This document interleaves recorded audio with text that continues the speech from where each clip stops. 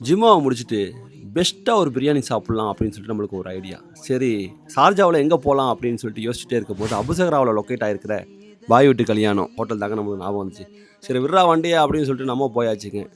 கடைய தொறந்து பார்க்கும்போது ஆம்பியன்ஸ் ரொம்ப வேற லெவல்ல இருந்துச்சு. நெறைய பேர் உட்கார்ந்து சாப்பிடுற அளவுக்கு நல்ல ஒரு விசாலமான இடங்க. நல்லா ஸ்பேஸியா இருந்துச்சு. சரி நம்ம எப்போதும் போல சிக்கன் பிரியாணி ஆர்டர் பண்ணிட்டு வெயிட் பண்ணிட்டு இருக்கோம். கொஞ்ச நேரத்திலே பிரியாணியும் வந்துருச்சு. சொன்னது என்னமோ சிக்கன் பிரியாணிங்க.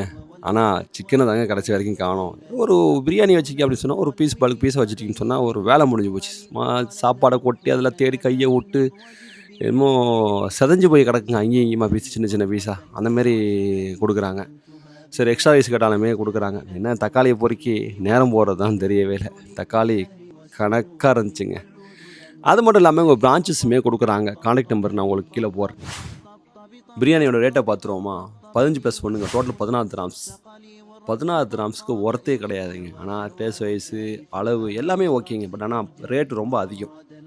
இந்த கடையில நீங்க சாப்பிட்றீங்களா? அப்படின்னு சொல்லிட்டு நம்ம ஐடியில கமெண்ட் பண்ணிட்டு, நம்ம ஐடிய ஃபாலோ பண்ணிட்டு தொடர்ந்து இணைஞ்சிருங்க. துபாய்ல நெக்ஸ்ட் ஒரு சூப்பர் விளாக்ல பார்க்கலாம்.